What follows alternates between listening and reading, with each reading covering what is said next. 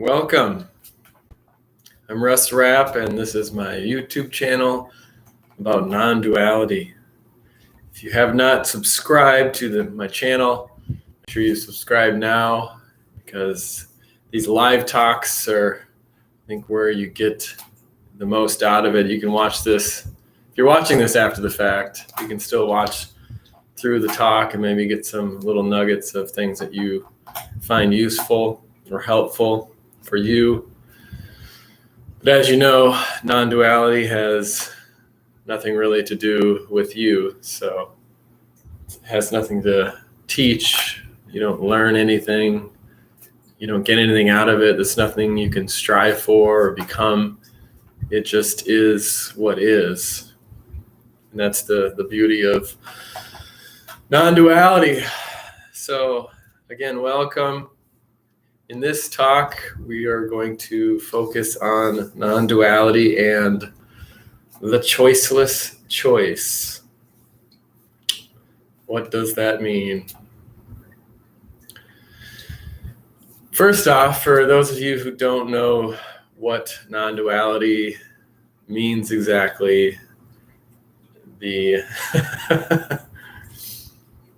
guess the most basic way of explaining what non-duality is that it means not to. Obviously, if you look at the word itself, non means not or no, and then dual means to, so not to.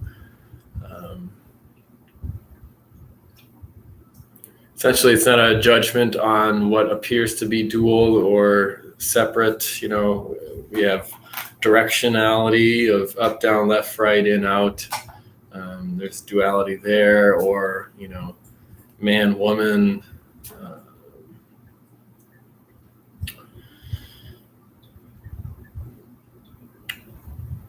What are some other good ones? You know, mind, mind, body.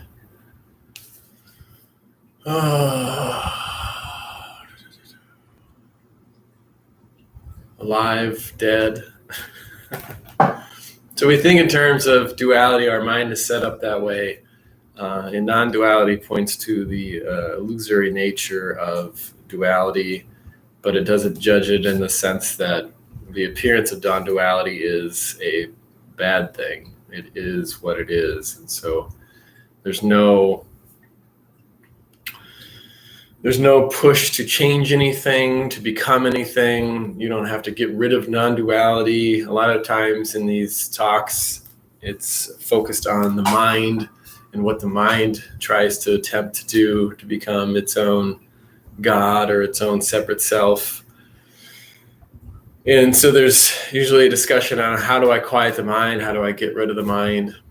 And that's not what non-duality is about. It's the recognition of the forgiveness that is inherent, the infinite love, the never separate nature of reality. That's what non-duality is. So we go through life, we feel separate, we feel like life is difficult and we're struggling through it. We don't understand why bad things happen, and all these questions we have about existence and philosophy, and that's all well and good, and it's part of being human.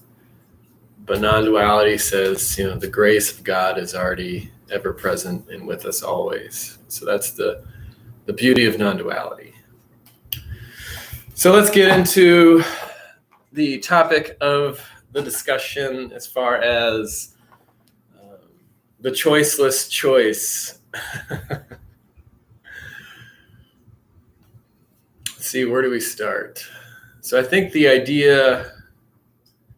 So let's bring it to let's use Matrix as an example of kind of the story that can illuminate a little bit of this topic as far as choice, you know, free will versus fate. You know, do we have the ability to make decisions, or is everything predetermined? And so that's kind of part of the discussion.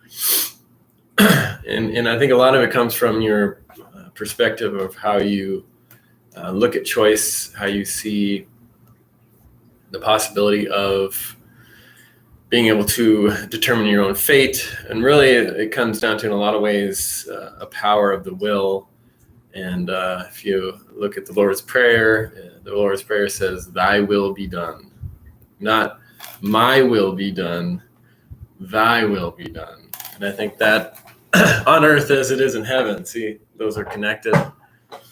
So there's a non-dual nature to the Lord's Prayer, but thy will be done. We go through life trying to make our will God, try to make what we want to be is, and so we usually, that's where the struggle lies, because the sense of our will is in a way an illusion, and thy will be done because it is.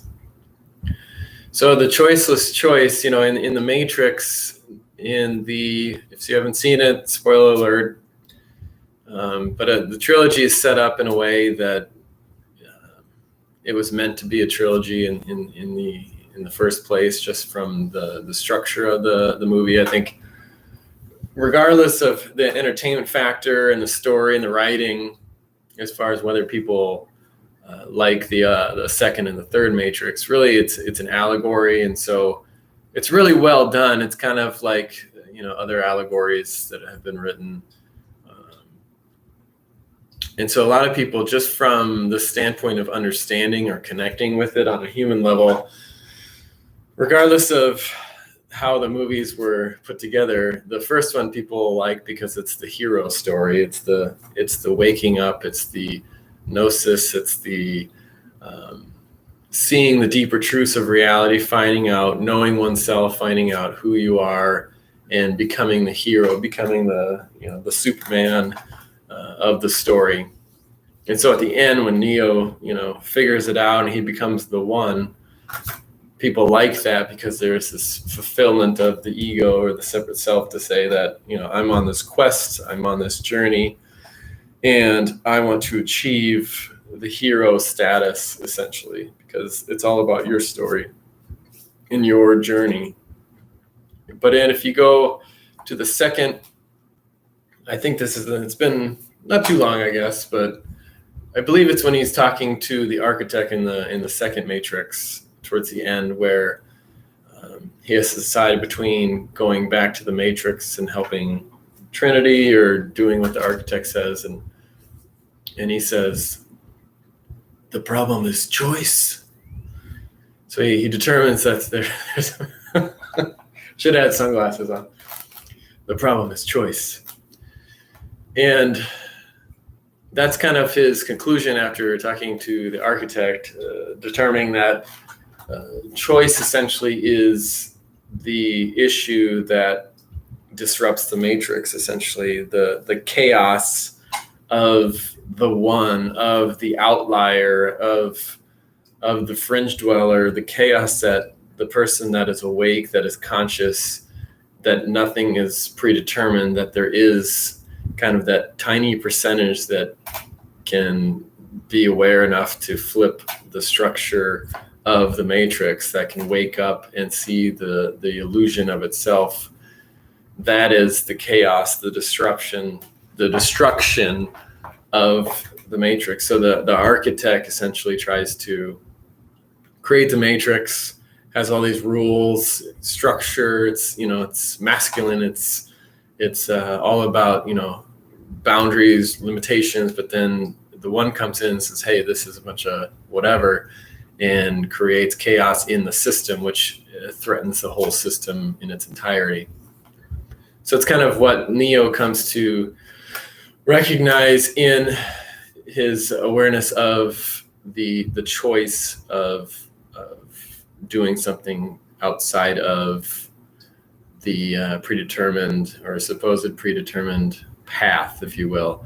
And the scene I like and really like that I connected with in the first Matrix is the scene where they pick up Neo and they're going to take him after he runs into the agents. And he got him in the car, and he's got that tracker bug in him, and they take the tracker bug, and he's like, I can't deal with this. This is too much. I got to get out of here. And he opens the door and he's like, I'm sorry, peace, I'm out.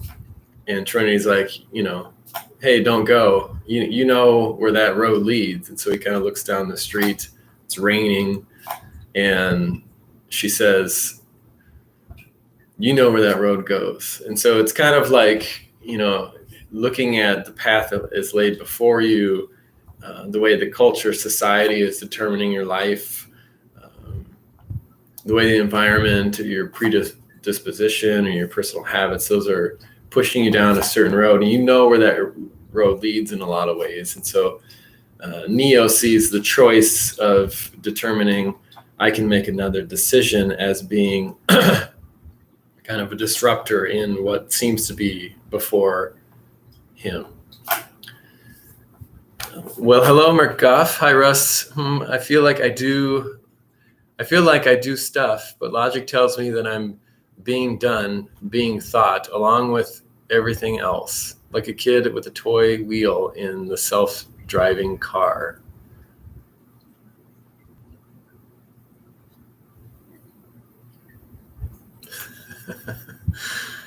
And Murkoff also says the body just does everything autonomously of my will.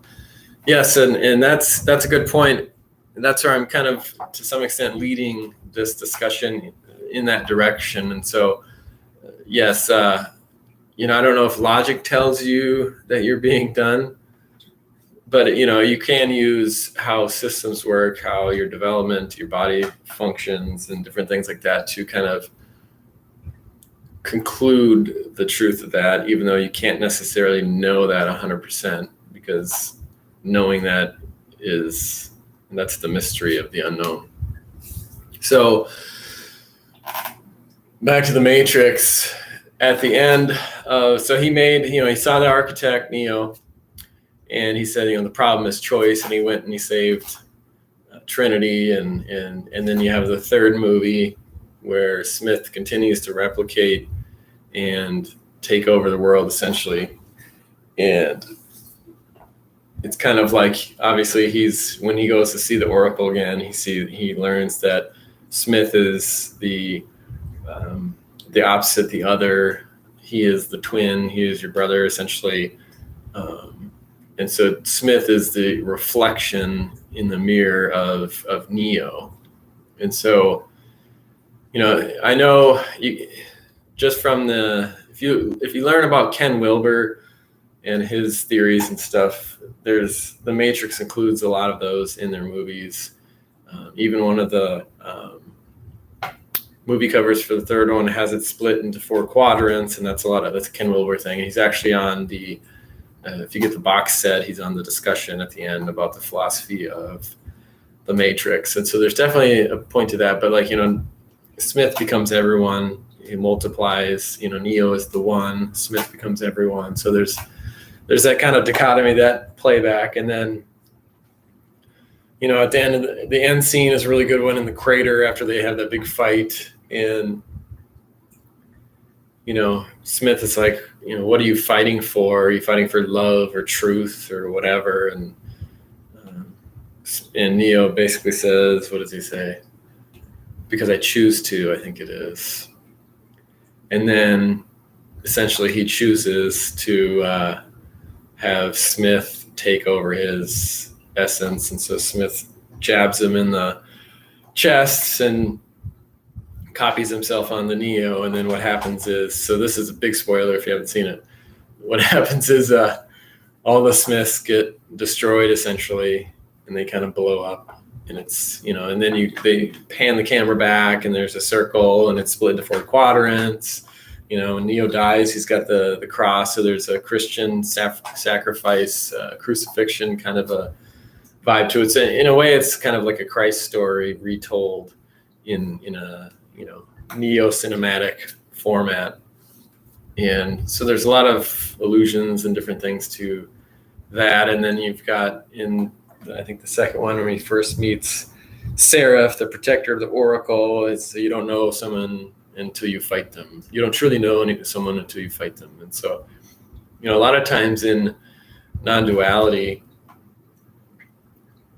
once you hear framework or the concept of non-duality, then you're more aware of your processes, what's going on in your mind, the thought processes, your habits. And so I think what can happen for many people, and for me seemingly, is that you see these things as the opposite, the enemy, the thing that you're trying to fight, versus, if you focus on the external world, it's, that seems to be the opposite. But if you're looking internally, then everything that happens within your mind, your emotions, or whatever, seems to be the enemy that you have to fight. And so oftentimes people find struggle when they get into this idea of non-duality, because there's that recognition of what seems to be happening.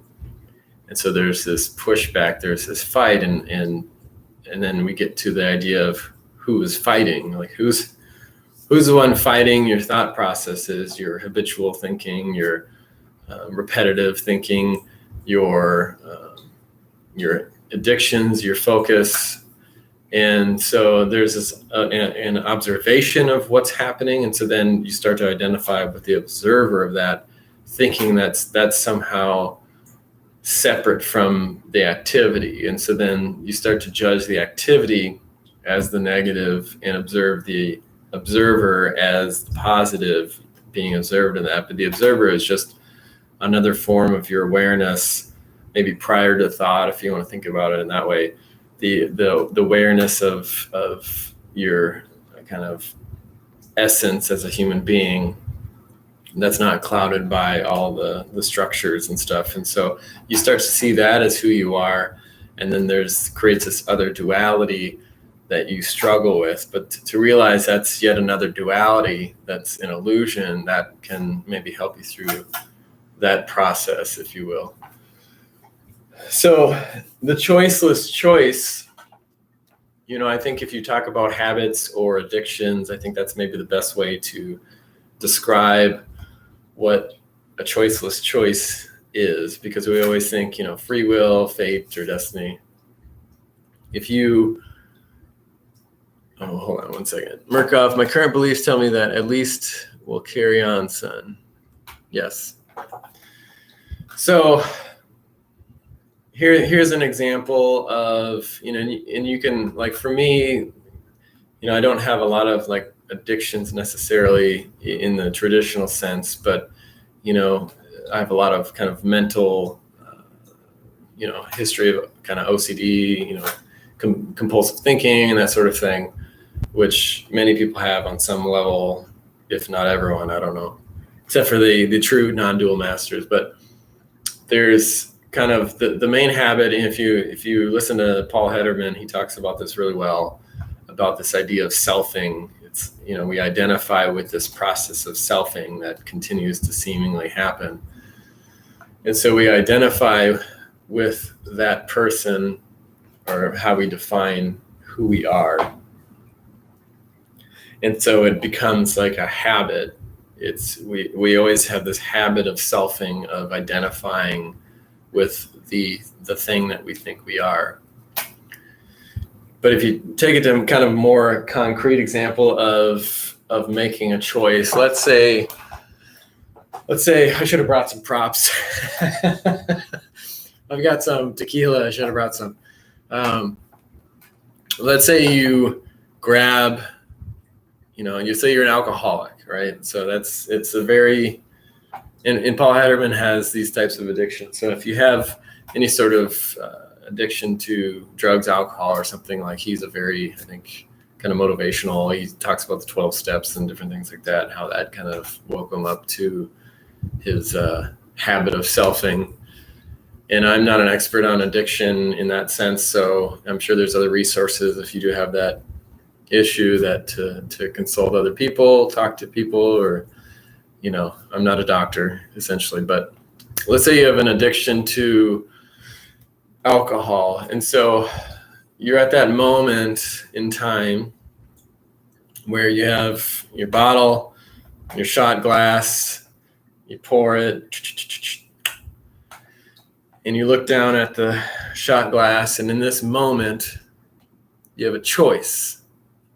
So what does it mean in this moment when I have this addiction to alcohol? The addiction is right in my face. I want to have a drink. I need to have a drink. I have stress. I need relief from my situation, a relief from my thoughts, a relief from my emotions, a relief from me. I have to get out of here. I have to escape. I want to get into a different state of mind. I want to feel good again. And here's this opportunity, this shot of tequila that I can start to drink, and all my problems will go away. And so if you're thinking, okay, well, there's a choice here, right? So there's a choice for me to take a drink of tequila to feel better. And so what kind of a choice is it? So if you're addicted to alcohol and you have a habit of drinking tequila and you use that as a form of self-soothing or reducing stress, which in the long term, obviously, if you're alcoholic, you know, that doesn't help at all. But in the short term, that's kind of the goal. And so if you take a stand back and become an observer of the situation, you see that it's not really a choice at all, because your instincts, your need, your sense of self is geared towards taking that shot. And so that doesn't really seem like a choice. But then if you recognize that I don't have to take that shot of tequila, that seems like the better option, because in the one sense, if I were to drink it, I would be reinforcing that habit, that belief that I need it. But if I take the other option, then I'm free of that addiction. And if I do that consistently on a continual basis, if I always deny my addiction, my habit of wanting to take a drink, and I go in the route of not drinking, that's the choice, essentially. So you have, on the one hand, I want to take a shot of tequila to feel better. On the other hand, I don't want to be an alcoholic. I don't want to drink this because I know that that's not good for me.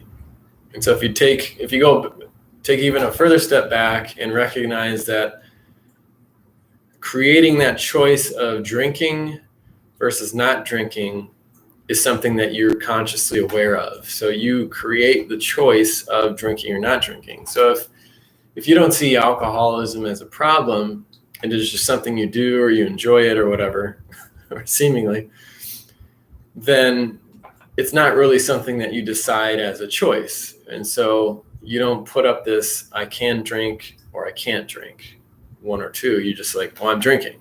Drinking is happening. So it's not something that's a value judgment. So I set up going into this moment being aware of the consequences, essentially, knowing my past, that there is a choice between one option and the other option. And so drinking or not drinking. And so to get to kind of Murkoff's point about being, autonomous, or, the body does everything, we as a cognitive human thinker, I think therefore I am, believe that we are separate from reality or separate from God. And so we have free will. We can make a choice into how we want to live. We ate the apple of knowledge in the Garden of Eden. And we make this choice to be able to make decisions and have our own power, essentially. And so if you recognize that the decision-making neocortex, higher level abstract reality of identifying as an aware separate self is kind of a superficial aspect of who you are, the outer edge of the egg, if you will. Or if you look at, Maslow's hierarchy of needs, self, what is it? Yeah, your basic needs and your, self, actuated at the top.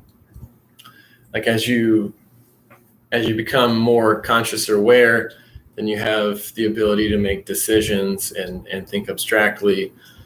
But in the background, there's so many things that are automatic that are happening that you have no control over. So this sense of control is very superficial, and it's very surface level, where there's all these other things that you have no control over. So, people use that as a way to mitigate risk, or to think that, I can live life and not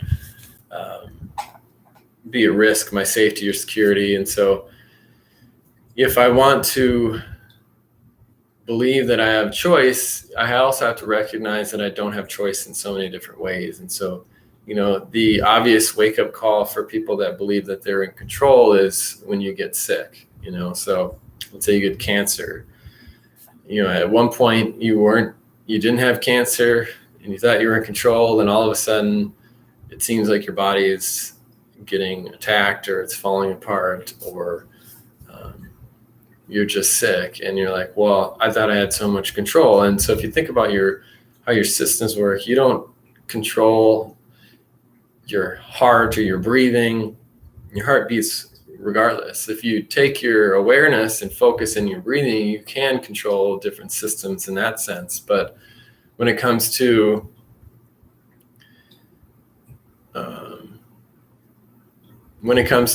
being able to control it while I'm talking on this live talk, I don't really have much control over that. And so within that, you have other systems that are continuing to happen: digestion, endocrine system. You got your cells that are constantly dying and regenerating.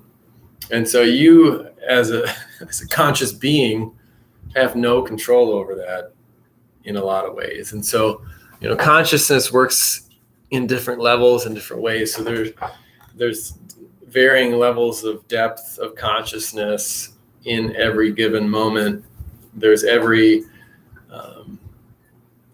within systems, it's kind of a nesting kind of a formulation where, there's systems built upon systems. And so your identification abstractly as a personality, as a human being, the awareness of that is built on a whole range of systems on top of that. And so if your body were to die, I don't know what happens after you die, or what if the soul, what happens. But like from a physical standpoint, in the 3D world, if the body dies, the other animation systems, the identification with the self, goes away. And so that's where we think we have a lot of choices, but we don't. But let's get back to a little bit on my kind of analogy of the drinking. But Murkoff said this whole mess is kind of Descartes' fault. Being identified only with the thinking and not the entire system body, which is also not really separate from the environment. Yeah, I think you're onto something there, Murkoff, as far as a lot of times our identification with who we are is so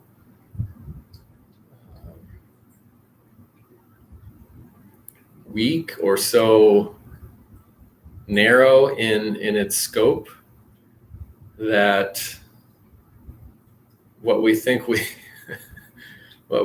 want to preserve isn't even a reflection of who you really are, essentially. I mean, when you get down to the crux of it, the message of non-duality is, who are you? There isn't no one here, in the sense that the basis of everything is everything. So the core of your being is everything. But yes, I think the focus usually in these discussions, or especially, for me, it's a lot of times kind of a thought conceptual process, because that's how we communicate as human beings. Like, I think there's other potential ways of becoming more aware of kind of what non-duality is saying, even though that's not the purpose of the point, or it's not a destination.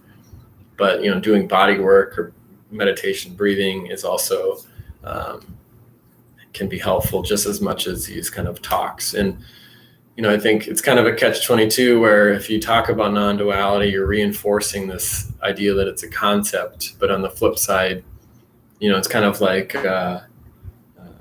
correcting errors in your mental world, or other type of psychotherapy that focuses a lot on your cognitive therapy, essentially, where it focuses on your thought processes and fixing those that aren't necessarily true or objective or close to reality, and kind of reframing your mindset. But that's one aspect of who you are. And so if you're only focused on your thoughts, then you're kind of missing the forest for the trees.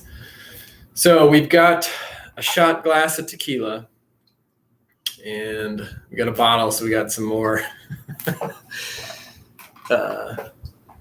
more available if we need it. But so we have this choice. So we think we have a choice because we create this choice of either drinking or not drinking. And we make a value judgment in the moment of drinking bad versus not drinking good because we're an alcoholic. But then in the same moment, we split ourselves in two, and there's the kind of like super ego, the one that says, hey, you should do this.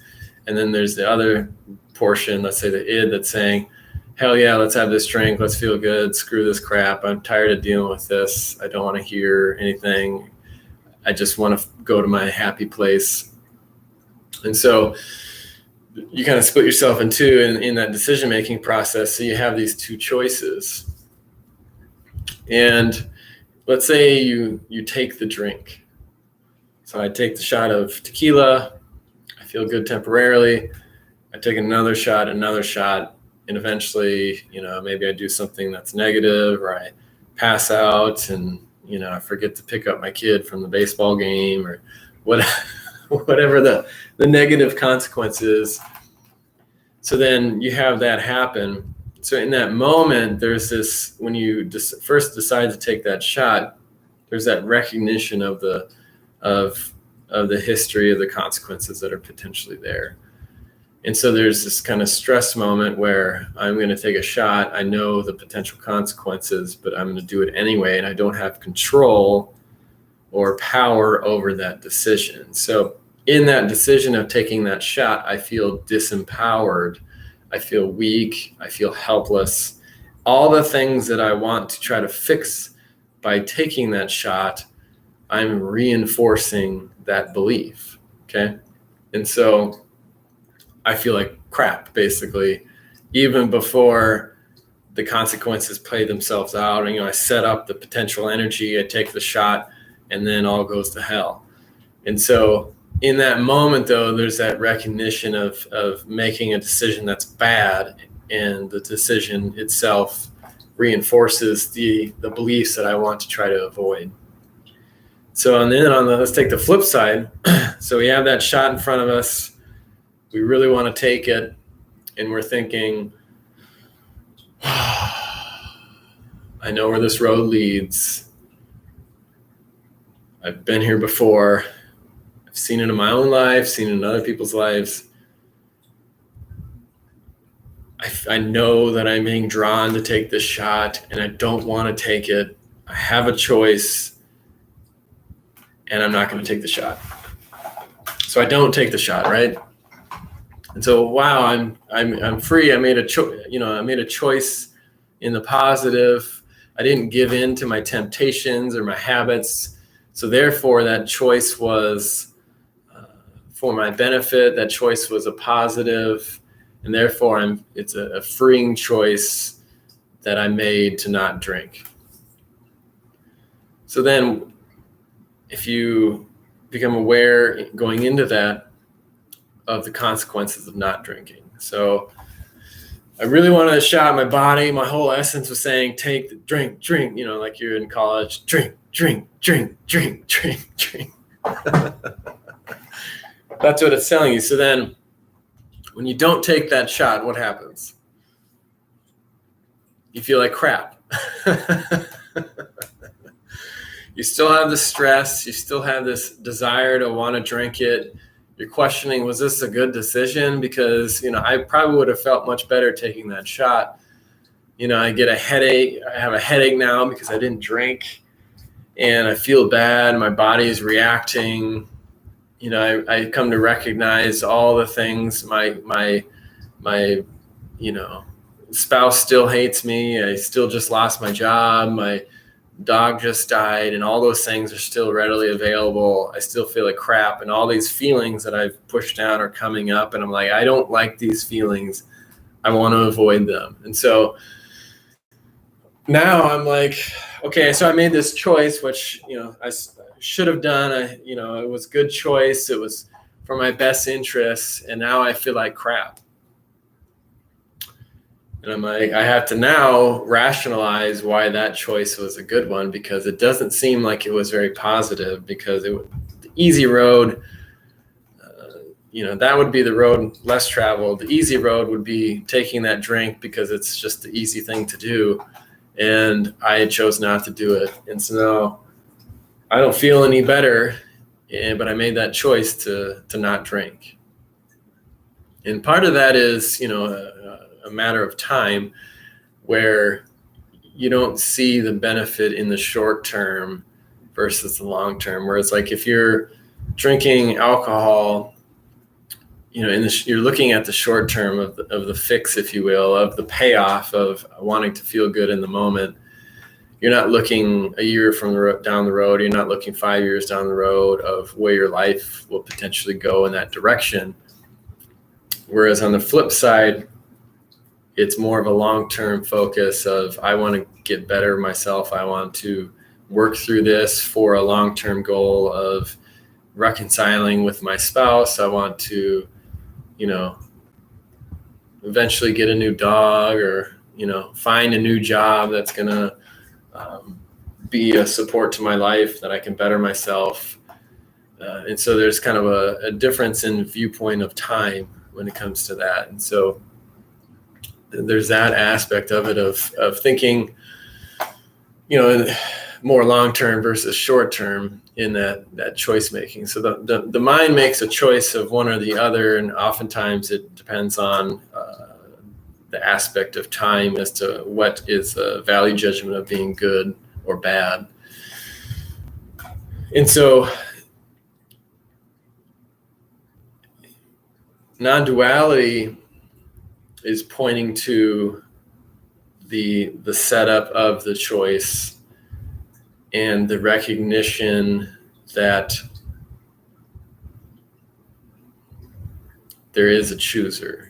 There seems to be a chooser. And so when we get to this idea of choiceless choice, we create this choice, this duality of taking a shot or not taking a shot. And we make that as something we choose to do.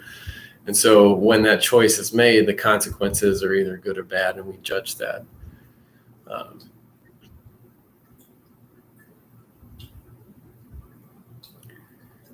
But in either sense, when you feel compulsion to take a drink, and you recognize that you want to go against that decision is being made okay, let's see. This is where it gets a little tough to explain.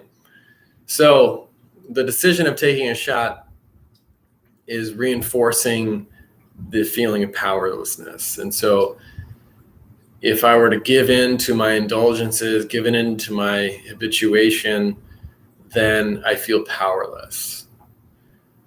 And on the flip side, if I don't give in to that, then I feel more powerful. And yet the same assumption, the same basis of feeling powerless is still built into the choice itself. It's still reinforcing the idea that you made the choice. And so it seems like you made the better choice by not drinking. But the choice itself is an illusion, if you will. Let's see if I can explain this better.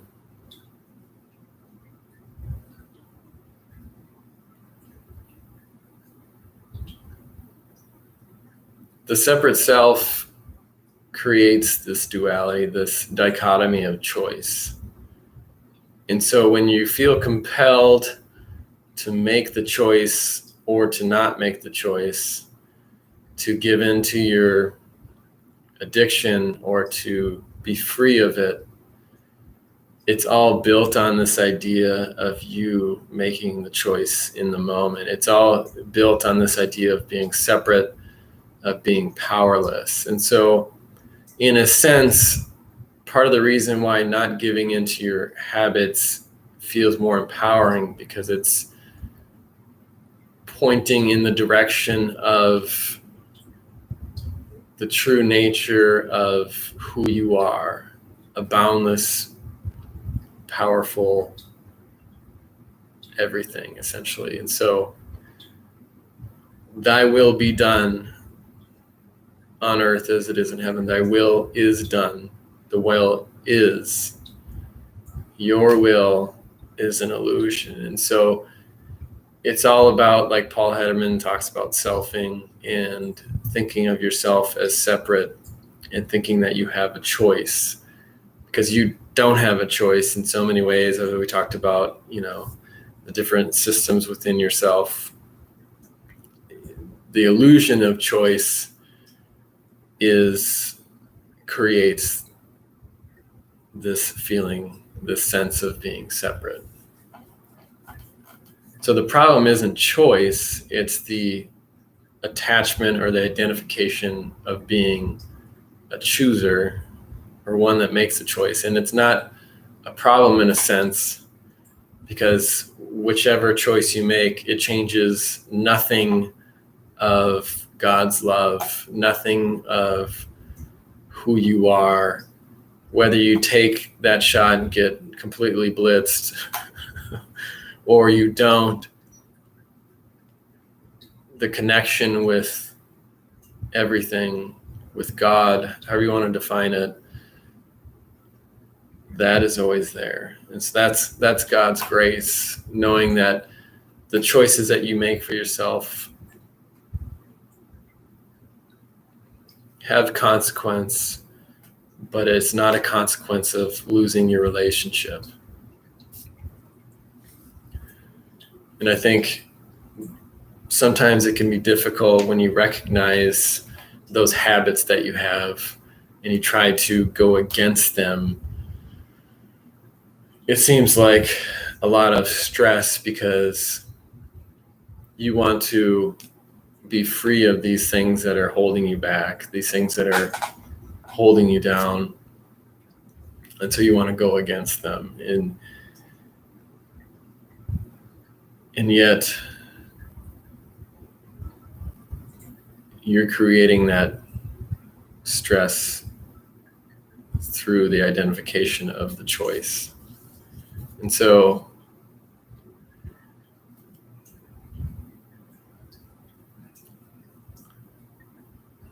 what does that mean, or how do you use that? Well, in the sense of non-duality, it doesn't matter whether you fight the addiction or you don't fight the addiction. But I think it's maybe a recognition of how that process works. And so you can recognize it in the moment, you can create that choice. Because I think, if you think becoming free of a habit, what's the first step is recognizing that you have a problem. You've probably heard that quite a bit. Before you recognize that you have a problem, you don't even set up this one or the other. You don't set up this choice. And so first off, you have to recognize that there is a choice to be made, and you make that choice. But then I think the final step is to recognize that you aren't making that choice. You aren't alone in this. It is not your will. It's you saying, I can't do this. I need your help. I need you to help me get through this, and really like a release of your feeling that you're in control, a release of feeling that you have to be able to do this, that you're somehow alone in this, because that aloneness, that separation is reinforcing this idea of being separate and that you can't do that. So I think, that's where, we talk self-help and stuff like that. You can learn all you can and try to do it on your own, try to figure it out, try to, do all these techniques, and they can help and they can be beneficial. But especially when it comes to like addiction or habits that are so reinforced, or trauma, there's this moment of release where you're like, I can't do it. I need help. Please, God, help me do this. I can't do this alone. And that's where, if you allow God's will to take the wheel, so Jesus, take the wheel. That's kind of the example of what that is trying to get at. And so the choiceless choice is to realize that your will is an illusion. God's will is truth, essentially, if you want to use that description. Murkoff says, so the issue of free will is really just an issue of who we define ourselves to be, like who you are that has free will. Always back to who am I? Stressing ourselves out, feeling we need to control.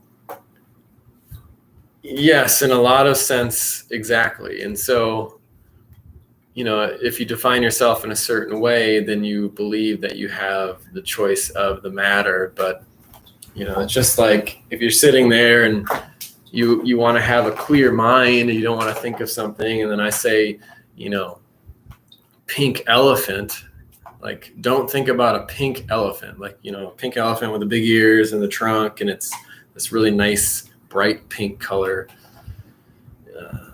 I just made you most likely imagine and picture a pink elephant just through saying a few words. And so was I mind controlling you? I don't know.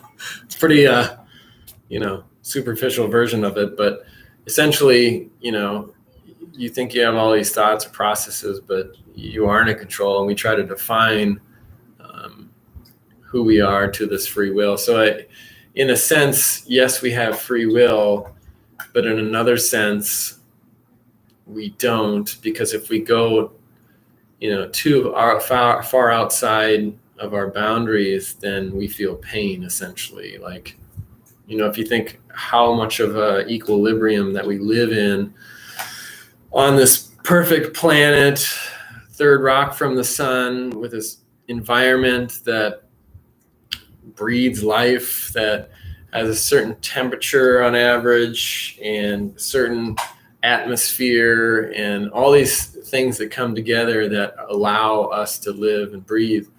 If you change that to a certain extent, then we can't flourish. And so it's kind of like,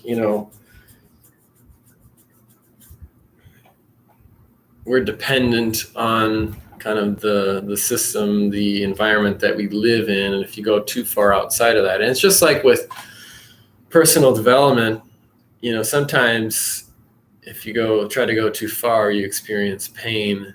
Whereas if you can use time to your advantage and take small increments to, if I want to get in shape and work out, which is something that's, something that you can visually see, but I'm overweight and blah, blah, blah, and I don't have energy.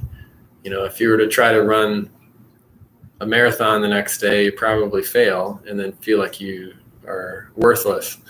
But if you take baby steps and continue to go that way, then you're pushing your boundaries, but not to the point where you experience pain.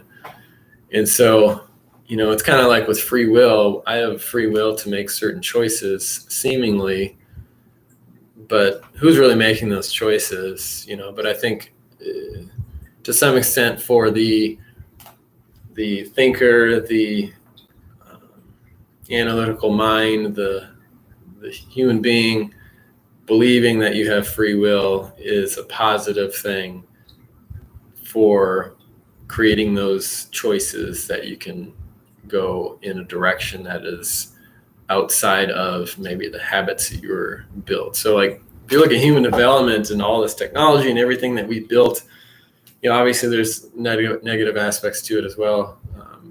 But like if you look at everything we've done from, creating the wheel and harnessing fire to the technology we have now, being able to do these live talks to anywhere around the world, that's pretty amazing stuff.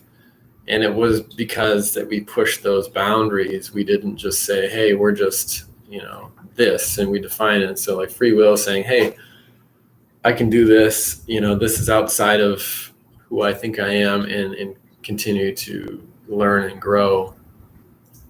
And you feel like you have the choice. I want to have something better for myself.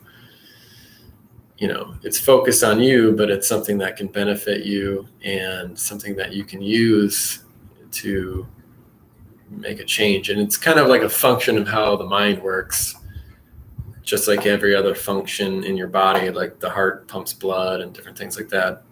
The mind works in a certain way for your good. And so kind of the mental abstract concept of free will is something the mind uses to continue to develop and grow. Murkoff, impossible to think of the absence of something.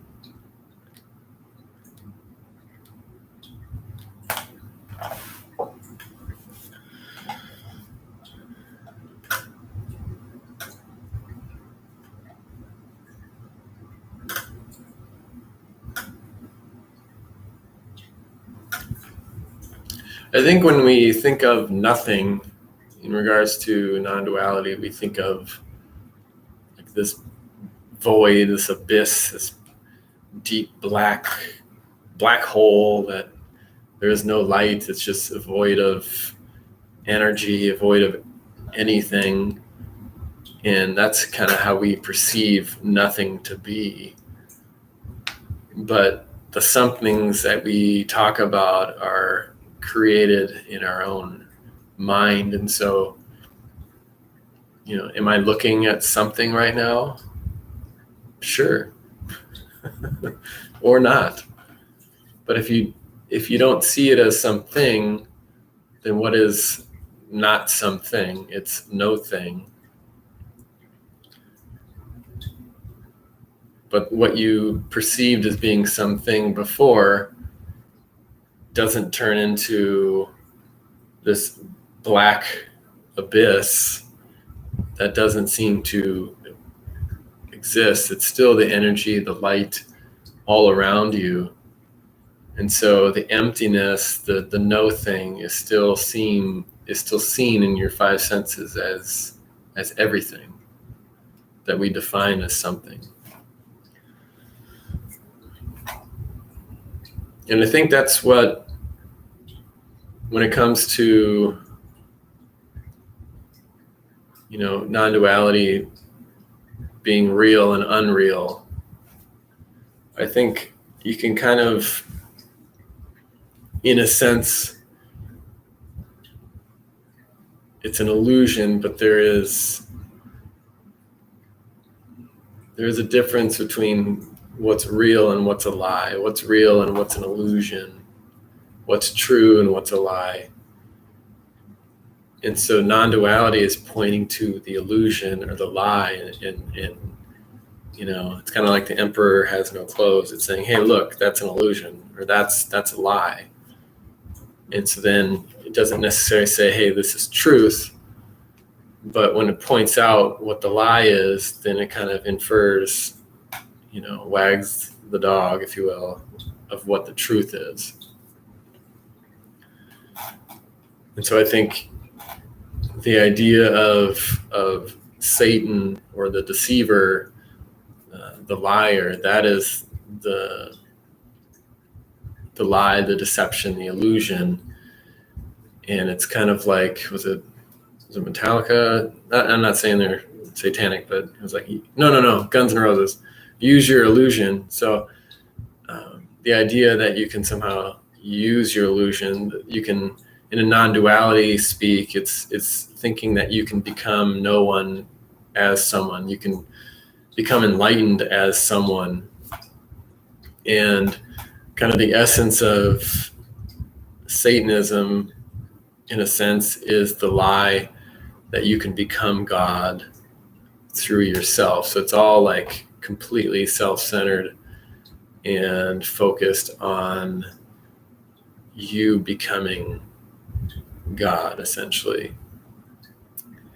And with that, there's all the kind of the negative aspects of that. But the truth, the love of God can never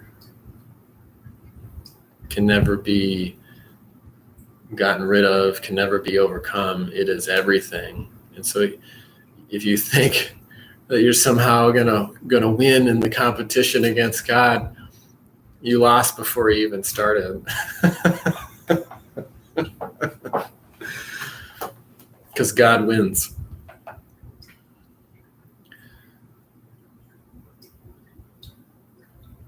I did want to, I know we're getting almost to an hour,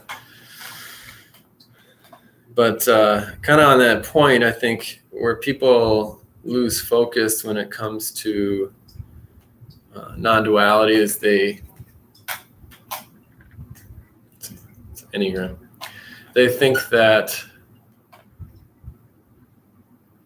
they can somehow become enlightened, or they search out speakers or enlightenment teachers or non-duality teachers that seem to have conquered the world, seem to have become enlightened masters above all else. And then the idea is, if you find the right person, then you can do whatever they say to get to that point and emulate it, that you may achieve the pinnacle status of being a master, of being above everything.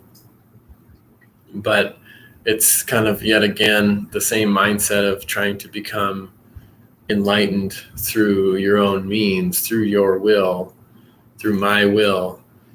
And that's where it's kind of a folly, a fool's errand, if you will.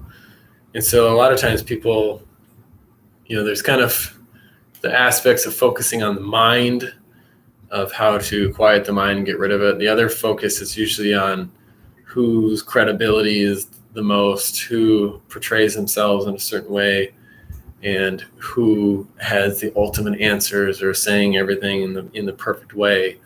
And that's kind of where I guess you're going in the opposite direction of the way non-duality is pointing. Because if that's your focus, then it's all about you and your journey and your attempts to become, ever eternal non-dual awareness master. It's all about you and your path, and you want to find the right teacher, the right person that has it all figured out, that you can say, hey, I'm going to follow you, and I'm going to learn about non-duality and become just as awesome and masterful as you. And you're not so concerned about that person other than your projection of who you think that person is. And that's where I think non-duality is so key, on the fact that it acts as a mirror. And I was thinking about this a little bit, God forbid I actually think, but I was thinking about this on the way back here this morning, and I can't think of the therapy, but there is a therapy like cognitive therapy or some sort of psychotherapy what I learned in college, where basically like the technique is just sitting there and acting as a mirror and letting them project onto you everything that they're dealing with, so they can kind of bring everything to the surface of all those issues that they're dealing with, everything that they're hung up on. And so, if you've got, mommy or daddy issues, you project them onto the therapist, and I think that happens a lot with non-dual speakers, is that, I think the message of non-duality is a nice mirror. And so, I'm scanner darkly, if you will. I am my character of Russ Rapp, my personality, my ego, separate self is what it is. And so you see that is a trigger for you to basically either say, this guy doesn't know what he's talking about, or wow, this guy's got it all figured out, or somewhere in between. And it's a way for you to project onto your own stuff. And so really it's a nice way to see the things that you're dealing with. So I did want to read one comment that I got, because I do like your comments. So if you made it this far and you haven't subscribed, make sure you do that, and then also comment, because it just gives me an idea of what you're going through, what kind of things you're needing. But this individual named Tank One put a lot of comments on some of my videos recently, and had a lot to say. And I would almost say, if you're listening to this, Tank One, maybe start your own YouTube channel, some of your thoughts, see how that goes. But one of his comments says, and he's talking about me, I think, yep, he's right, because no way is this moron part of me, laugh out loud. Dude, tell me, are you enlightened? This you managed to break through? What brought you to this conclusion? If you are not enlightened, laugh out loud, you are still in a duality state, and it's only when you are enlightened you'll understand what the non-duality really means. So if you look at Tank One's comments here, I think the gist of it is he wants to know if I'm enlightened, or if I think I'm enlightened, and what was my conclusion of that. Because it's like, if I'm not enlightened, and even if I was the most enlightened person in the world, like, this person probably wouldn't believe it anyway. And so it doesn't really matter. But it's all focused on, do you have the car? Are you certified enlightened? Because if you're in duality state, which non-duality has nothing to do with being in a state or not, neither does enlightenment. There are probably states that are more reflective of the truth of enlightenment or non-duality, but the idea is like kind of saying that Russ Rapp is not non-dual, because I'm still in a non-duality, or in a duality state. And it's only when you're enlightened you'll understand what non-duality really means. So there's this carrot that you hold up and say, I know, because there's an insinuation that Tank One is enlightened, because if he wasn't enlightened, how can you have the knowledge to make that statement about enlightenment unless you know what enlightenment means? So anytime you say comments like that, then you're assuming that you are enlightened, and you're pointing to the other person not being enlightened. But you notice the theme in all of that is that it's all about a focus on me and whether I'm enlightened or not. And so, like, when you're looking at different speakers, if you're watching videos on non-duality, just keep that in mind, that a lot of it is how you're projecting your own needs or wishes or feelings about yourself onto the other person, or how you're interpreting that person. So as we talked in the last video, perception is reality to the separate self. And so it becomes your personal truth of how you see others. And that has nothing to do with non-duality. Mert Goff says, guess we create the reality of things, boundaries in the mind from everything, nothing, though. Oh yeah, so there's everything, nothing, and we create those boundaries. But perceptions are still there either way. Yeah, so, let's assume Russ Rapp has no idea what he's talking about, and I'm going to talk about myself in the third person. Let's assume that this person, this Russ Rapp guy that you're listening to right now, live and in person, not in person, I guess, live and through the interwebs, is not enlightened. But let's say there is some enlightened being on earth, and this isn't getting into, necessarily, like, I guess it is kind of religion, but let's say right now on earth, there's some individual, I'm not going to name names. Maybe you have someone in mind that is like this ascended enlightened master that, has it all figured out. Where was I going with this? Let me read that one time. So you got things and boundaries in the mind, from everything, nothing. Oh yeah, that's where I was going with it. So if there is this individual that has the keys of the universe, the ultimate knowledge and wisdom of enlightenment, what has changed in this reality? Like that, if you were to meet that person, they would still be, flesh and bone. Maybe their perception of what is different, but they're still able to function, talk to you, eat food and go to the bathroom. Maybe they don't. Maybe they're so ascended they don't eat food. Who knows? But the point is, like, it's all about you becoming enlightened. But what happens? Let's say right now in this very moment, I'm enlightened. I have it all figured out. I'm non-dual. I'm in this non-dual state now. What has changed? I'm still talking to a computer screen with a little dot here in a room. There's no black abyss or nothing, like there's no white lights or whatever. And so, it's not a practical sense of anything changing. So what happens when you recognize the truth of non-duality is nothing happens. Hey, Mike A., welcome. So I'm curious, what makes you want to do what you do? In other words, I've listened to you before along with Tony Parsons, Rupert Spear, etc.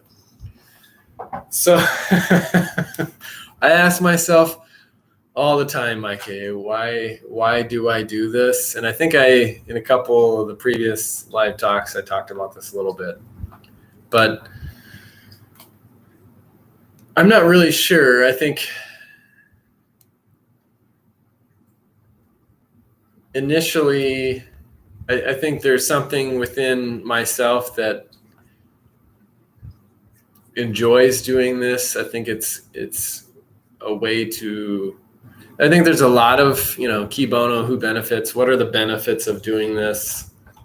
From a non-dual perspective, there are no benefits, but I think in a sense, this topic is something that can help people to tear down those illusions that they have in their own life through a kind of a conversation in a certain language of how we communicate about how we see the world, in a sense. And so I think, like I said previously, it's a good mirror for people to question their own beliefs, essentially.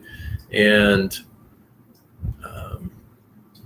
on the flip side, I think there's a lot of things about how people speak about non-duality that it's very, and it's understandable because we're all human beings. We all have our bias, our own perspective, but they try to take all their own personal stuff and make it what non-duality is. So then I have a partisan spin one way or a bias this way, or, I'm doing it for my own self-gratification. And so for me, I don't know why, like, I did take some time off from making videos because, I just didn't feel like doing it. But I think what I enjoy is doing these live talks, because then I can just kind of say what I want to say and not try to package the video in a real concise way, because then that takes a lot of work to talk about nothing. So I'd rather just be able to communicate with you on this topic. So it's kind of finding like-minded people and kind of sharing my perception, my story to some extent, to maybe be able to help people that have also come to this topic, because I think it's a certain niche audience that at this point, especially, that even sees the purpose of non-duality, or most other people in my life are like, I don't get it. What's the point? And it has no meaning to them. So it's really kind of geared towards people that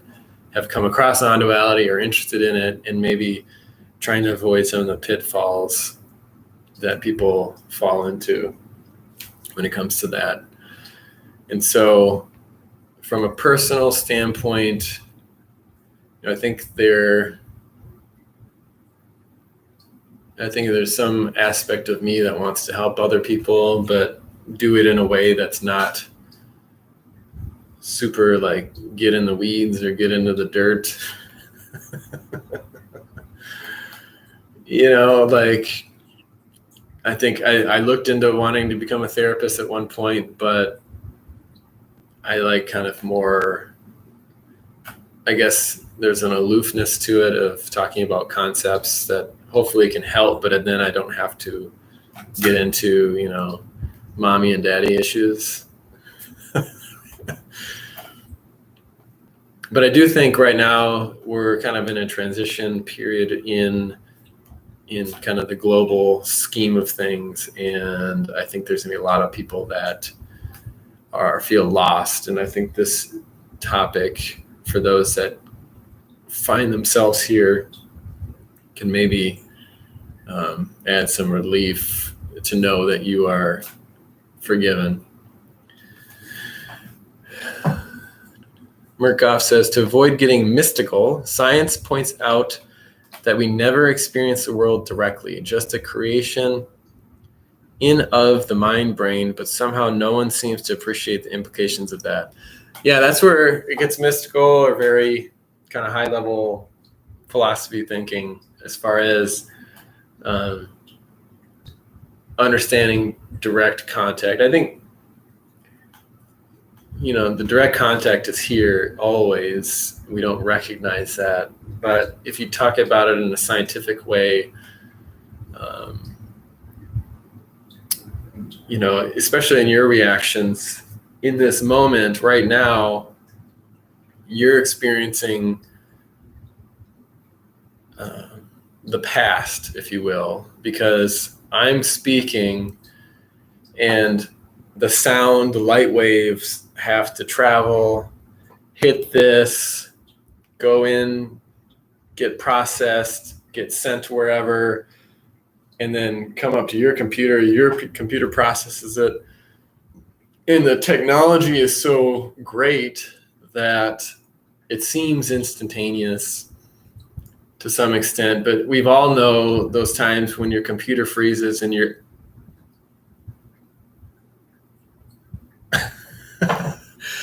and so there's an obvious disconnect. So then we always think, oh, well, that was just happened 5 seconds ago.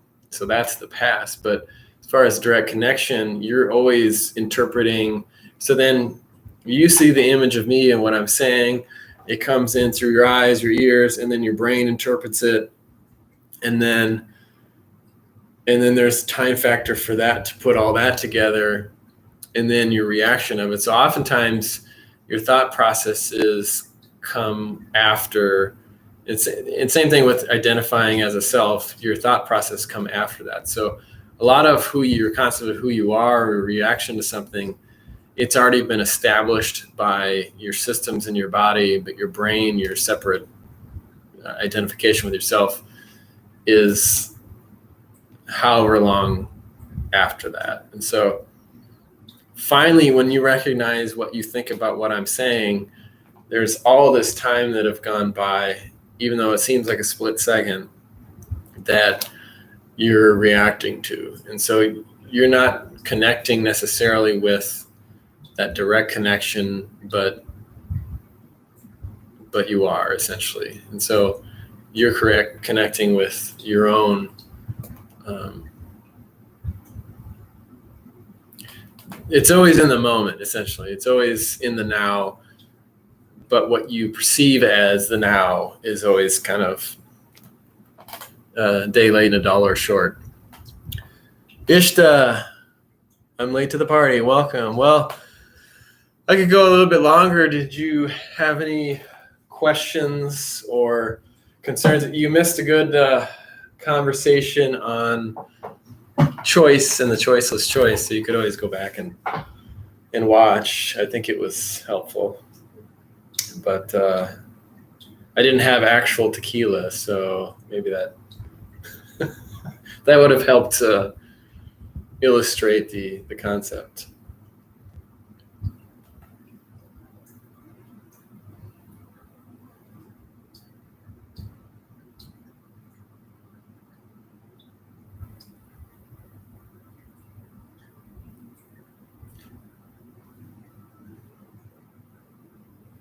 And I do want to point out, I already said this, but I'm looking at this black dot, which is a camera.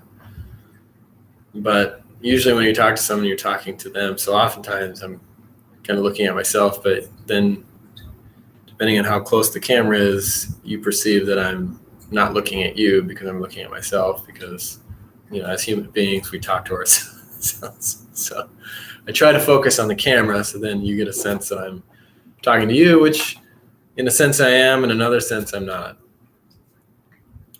Isha says, I thought you start at 10 a.m., but I don't know if you're a different time zone. It's 10:15 here in Louisiana. Oh, you're in Louisiana, huh? No, I'm Central Time, so it is 10:16 here. I kind of wanted to get a little bit of an earlier start today. I am, I guess, yeah. Well, I know it's good to have kind of the same time that you do things, so people kind of get accustomed to that. So then they, recognize that Russ always does his live talks. There is third person. Russ always does his live talks at this time. So if I want to participate, I'll make sure I do it. I just kind of want to do it an hour earlier today, just because I wanted to get done a little bit earlier for some things I want to do, and it just made sense. But I guess the easiest way is to subscribe to the channel and then maybe see what time that is, because I've also heard feedback from other people that when I do it in the evening, if they're across the globe, then it's not a good time. So if someone's over in Europe, I think right now it's probably in the late afternoon. I don't know, but it's easier for people than if I were to do it at 5 o'clock this time. It'd be like in the morning. Let's see. Ishta says, whenever you find the best time for you, dear. No worries. Yeah, it is no worries, because the time is always now. And you're getting no benefit from talking about non-duality, because non-duality is what is. And it's kind of how we frame it. I think it comes from more of an Eastern philosophy kind of idea, but that's kind of selling it short as well. Because there's so many ways that we describe non-duality in different religions or spiritual teachings. It's kind of all saying, the same thing in a way, being in the moment, the power of now. But the beauty is we're never disconnected. We're always children of God, if you will. But we use words to try to interpret the meaning of that as we try to interpret the meaning of everything. But I think, kind of being more of at least my perception of other, like if you look at Science and Non-Duality, I think it's called, they have a lot of videos, but it's very, it leans a certain way. And I think a lot of it is kind of your California, Eastern focused spiritual type teachings. That's kind of the bent, which non-duality has nothing to do with it. It really has nothing to do with science, but I think the benefit that a lot of your kind of quantum mechanics or higher level sciences can point to is the illusion of how we perceive the world, and if you look at atoms, quarks, and all that, the emptiness of the energy that we perceive. So it kind of points in the truth of non-duality, but it'll never discover it because there's nothing to discover. But a lot of those videos lean a certain way, which is neither bad nor good, but it kind of sometimes can maybe reinforce people's beliefs. So if I were to say, I'm a Trump supporter, then, people be like, oh, I can't follow this person because I don't agree with his political beliefs. And so then you're missing the point. And if you really want to learn and grow, you should listen to people that maybe challenge your beliefs, maybe make you question your reality. Maybe, if you think one thing, then maybe you should talk to people and actually listen to them, because then maybe you'll actually learn something. Because that's, one of the things I've done in my life is, I think early on I kind of defined myself as a fence sitter, partially because I recognized that I didn't know crap about anything. And so instead of having a real big opinion, a real I know what's true, or this is the right form of action, or this is the best belief, I kind of sat back and said, I don't know. And so I think the benefit of that stance was to be able to be open to learning about other perspectives or other belief systems, and being open to see where that leads versus thinking I'm always right. And so, to some extent, on the one hand, the more you know, the more you realize that you don't know. But then on the other hand, the more you know, the more you realize that other people don't know, and that maybe you're on the right track. But for people that stay in their box and they never leave it, they don't really ever realize what the box is. Ishta says, old Irish saying, God made time and he made plenty of it. Yeah, and that's the funny thing about this idea of time is that, if you try to stop time, those kind of science fiction-y movies or shows where, they can stop time. So everything else freezes, but then the characters that stop time are able to move and whatever. And, how that works from a physics standpoint, I don't know, but the idea is that you yourself can continue to move, but everything else is stopped. But if you were to try to stop time now, it's a really futile effort, because, if things are happening in a direction, or if you feel like I'm not ready for this, I need more time to get prepared. I need to be prepared for life. I can't go into this situation without, whatever I need to get into it because I'm not ready. And you try to stop that from happening. Time doesn't care about stopping or waiting. It's the bus is leaving the station regardless of whether you're ready or not. And, we can prepare for things in our life, but at the end of the day, if you want to prepare for the next second, you're going to fail because it's coming whether you like it or not. Ishta says, as a non-dual person, I don't ride the fence, I am the fence. And you're not the fence, because, but people are like, oh, how can you be the fence? Fences are boundaries. Boundaries are bad. Everything's non-dual. We're not separate.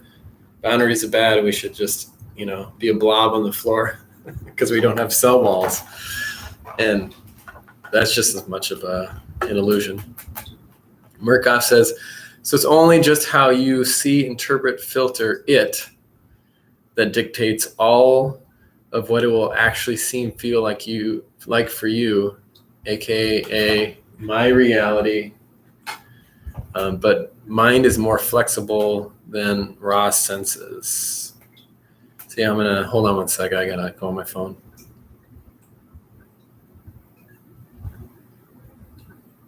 Good. That's a little side note, but oh my God, he's a speaker, but he checked his cell phone during a live talk. How dare he do that? Let me read that again, Murkoff. So it's only just how you see, interpret, or filter it that dictates all of what it will actually seem, feel like for you, aka my reality. But mine is more flexible than raw senses. Okay, let me read that one more time. I'll cut off a little bit just so it maybe is easier to understand. So it's only just how you interpret it that dictates all of what it'll actually feel like for you, aka my reality. But mine is more flexible than raw senses.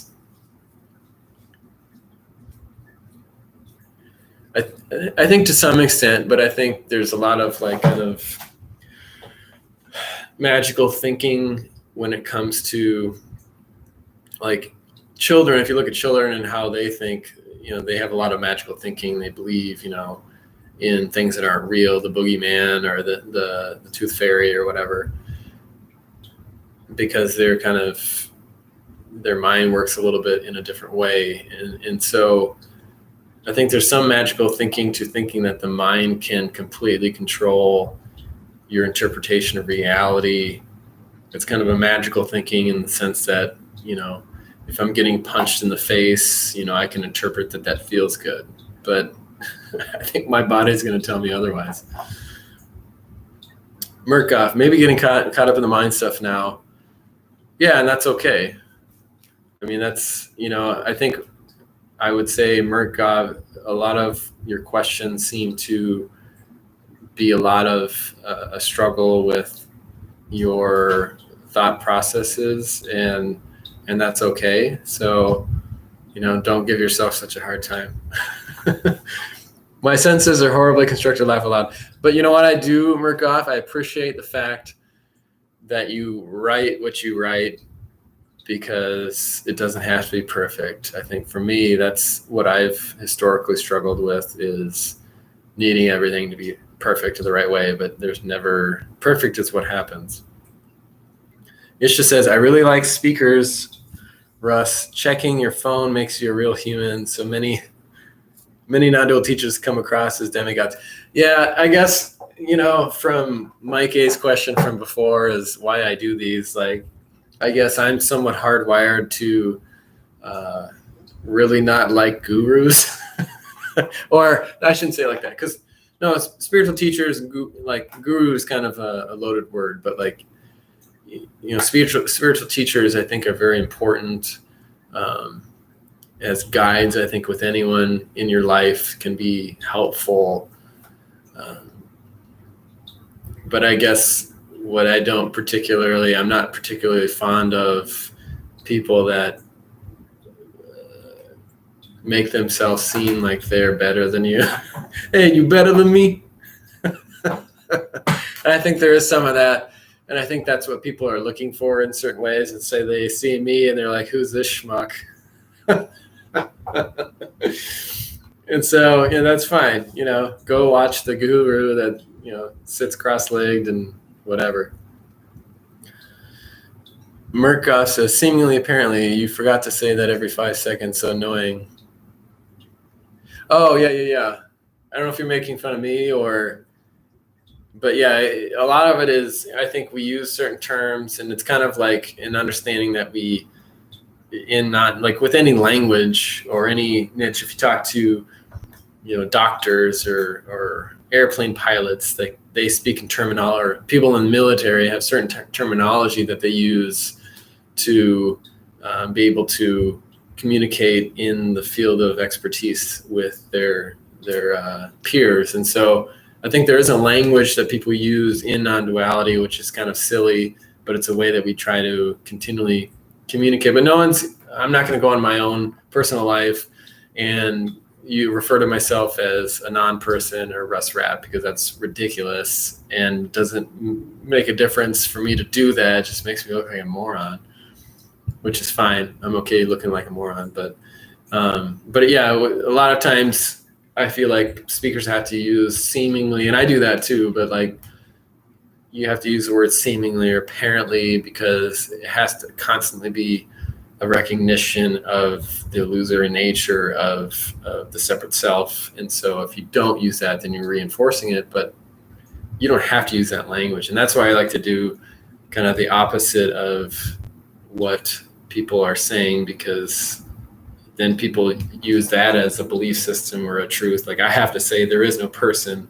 And if I don't believe that, then I'm somehow less non-dual, and that's just a bunch of garbage. Let's see, Ishta, feel free to order pizza while live streaming is running. Well, I'm not hungry yet, but I don't know what I'm going to have for lunch yet. Hold on one second. Maybe I'll DoorDash something. Just kidding.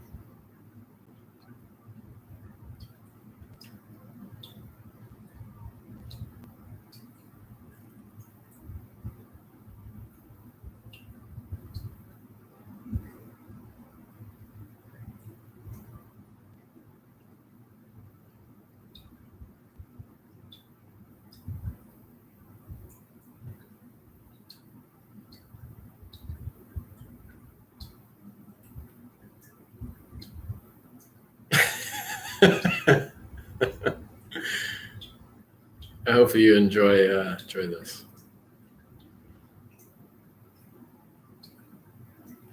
Oops.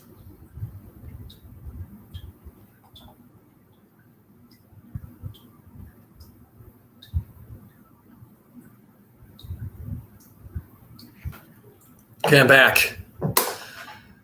Okay, I got a couple more minutes here, I think. So Murkoff says it's just like a reminder, right? But a bit overused. Yeah, I think maybe by overusing it, it's a recognition of the tactic or the technique of the communication. It's like if you watch Tony Parsons, that's kind of his whole shtick is, and I'm going to call it a shtick,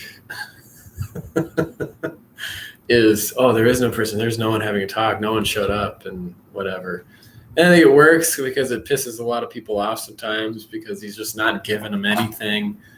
And I think that's a technique that can be effective, but it is what it is. And it's nice to have a variety of different ways that people communicate. So I got a couple more minutes if you have any other final questions. Ishta says, I like something I heard once from Elame Sophia, the non-dual Pharisees. Yeah, I haven't watched much of her stuff lately, but I always like her her delivery of the non-dual message. It's kind of like, the Oracle in the Matrix. Most people picture like, oh, the Oracle would be like the architect, but she's just some lady that bakes cookies and smokes cigarettes in her, high-rise apartment.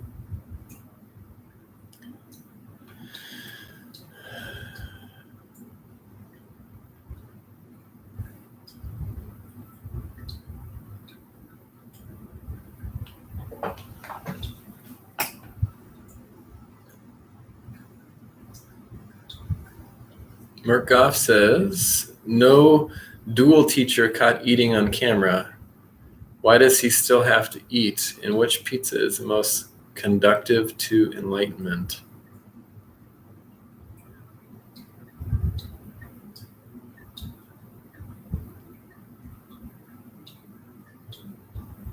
I'm not sure the answer to that one. I do drink tea and stuff sometimes. I should have my dog in here so I can make weird dog noises like Lisa Carnes does. Whoop, whoop, whoop, whoop.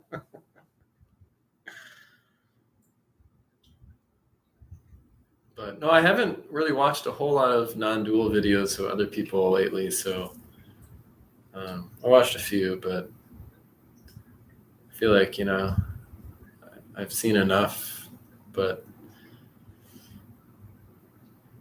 we spend enough time on my phone that I try to limit it to doing other stuff that you don't necessarily need to. And, which is, I really appreciate the fact that you all come on here. And this is more of a conversation than just watching a video, which I think sometimes listening to non-dual videos can be good for kind of a meditative sense, or if you find a meditation type of a discussion, I think can be relaxing. Mine's more of a conversational, just whatever in the alpha brainwave state, if you will, talking about what is. So I appreciate everyone joining here today and participating. Murkoff says, I am somewhat put off by guys posing as demigods without bodily needs. Yeah, I've seen some of that too. I mean, there was one video, I think actually Lisa Carnes was in it, Lisa Carnes, and she was, there was a bunch of old gentlemen next to her with gray hair. But yeah, one guy was like, oh, I have no needs, I have no desires. And I'm like, okay, next. Which is fine. I mean, that's what he's experiencing, but that has nothing to do with enlightenment or non-duality. So, with that being said, I got a Bible verse for you that I want to read, conclusion here. And again, I thank everyone for joining and taking the time out to participate in this discussion. If you've made it this far and you're watching this after the fact, there's no reason why you shouldn't subscribe, because you've listened thus far. But here is the verse I want to read.